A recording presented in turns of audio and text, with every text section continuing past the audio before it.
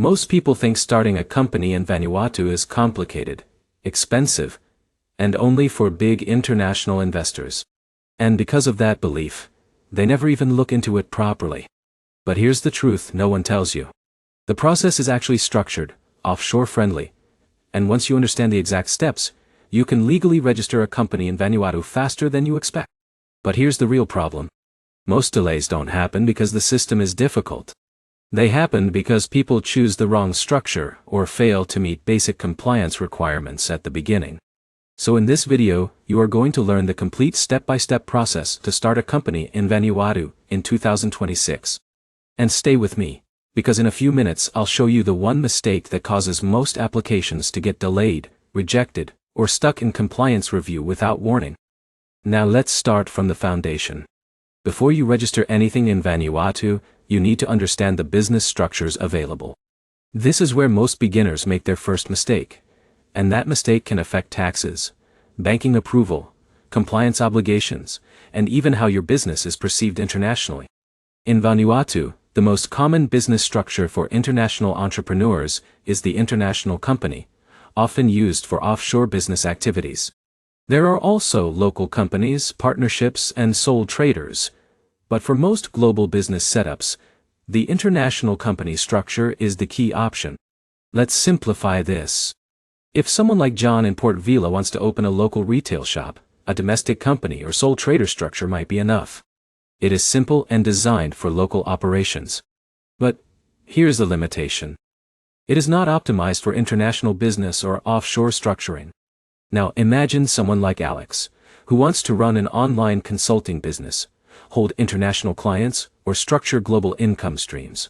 In that case, an international company in Vanuatu is often used because it is designed for cross-border business activity and offers flexibility in ownership and operations. Now here's where it gets interesting.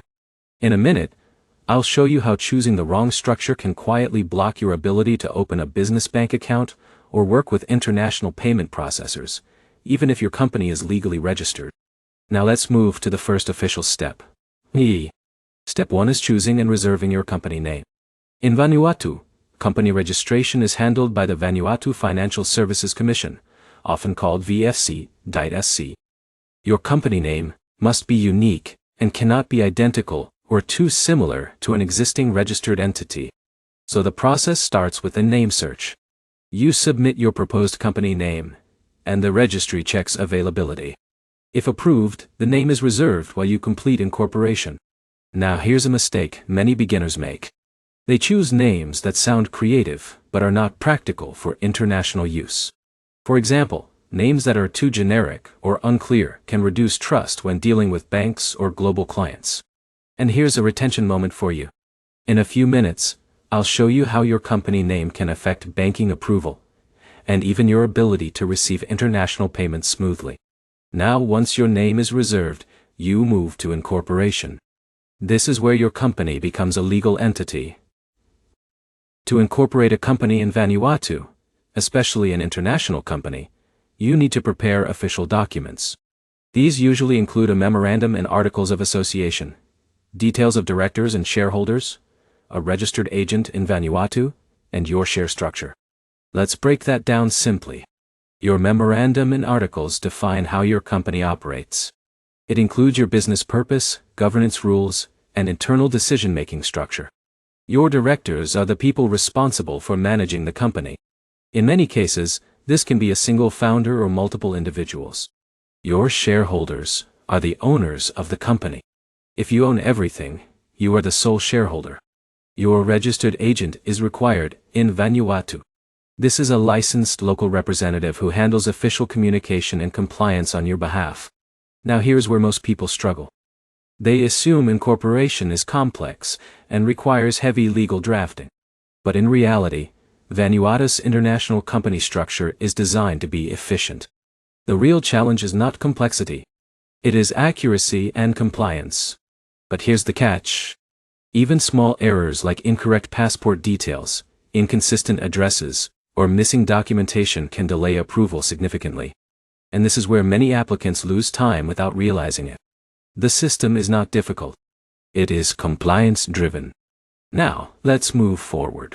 In Vanuatu, you are required to use a registered agent for incorporation. This is mandatory for international companies. The agent ensures your application meets legal requirements and is submitted correctly to the VSC. Now here's where it gets interesting. Many beginners try to choose the cheapest possible agent. But low-quality service often leads to incomplete filings or compliance issues, which can delay approval or create problems later when opening bank accounts. So this decision matters more than people expect. Now once your documents are prepared and submitted, the VSC reviews your application. If everything is correct, your company is approved, and you receive your certificate of incorporation. This is the official legal proof that your company exists in Vanuatu. Now pause here for a second, because this is important. At this stage, many people think they are fully operational. But they are missing key steps required for banking, compliance, and international business readiness. And in a moment, I'll show you what happens if you try to open a bank account without completing those steps properly. Now, let's talk about taxation. One of the key reasons entrepreneurs look at Vanuatu is its tax-friendly environment. In many cases, international companies may not be subject to local corporate tax on foreign income, depending on structure and activity. But here's where beginners get confused. They assume this means zero obligations everywhere. That is not accurate. You still need to comply with reporting, substance rules, and international regulations, depending on where your clients and operations are based. So, clarity matters here. Now let's add another layer. If you plan to hire employees or operate locally in Vanuatu, additional labor and compliance obligations may apply under domestic regulations. Now here's a curiosity loop. In a few minutes, I'll show you how ignoring compliance requirements can create issues, even if your business is only online. Now let's talk about something very practical. Your business bank account. Once your company is incorporated, you need a corporate bank account to operate effectively. Banks and financial institutions will require incorporation documents, details of directors and shareholders, proof of identity, and a clear explanation of your business activity. Now here's the problem many entrepreneurs face. They assume offshore company registration guarantees banking approval. But banks operate under strict global compliance and anti-money laundering rules. If your business model is unclear or documentation is inconsistent, your application can be delayed or rejected. Let's make this real. Imagine Alex sets up an international consulting company in Vanuatu. If Alex cannot clearly explain client acquisition, payment flow, and service delivery, the bank may hesitate. So clarity is more important than complexity. Now let's move into licensing and compliance. Depending on your business type, additional regulations may apply. For example, financial services, insurance, investment-related businesses, or regulated industries require additional licensing through Vanuatu authorities. Now here's where things become long-term. After incorporation, your company must remain compliant. This includes maintaining a registered agent, keeping records updated, and meeting annual reporting obligations. If you fail to comply, your company can be struck off the registry. And restoring it later is often more expensive and time-consuming than maintaining it properly from the start. So consistency matters more than speed. Now let's talk about timeline and cost. Company registration in Vanuatu is often faster than many jurisdictions if documents are correct. But delays usually happen due to missing information or compliance checks. Costs depend on structure type, registered agent fees, and compliance requirements. But here's the key insight most people miss. The biggest factor affecting speed is not the government system. It is preparation quality and document accuracy. Now let's cover common mistakes. One major mistake is choosing a structure without considering banking requirements. Another is submitting incomplete or inconsistent documents. Another is misunderstanding tax and compliance obligations. And another big one is assuming incorporation alone makes you fully operational globally. And here is the mistake I promised earlier.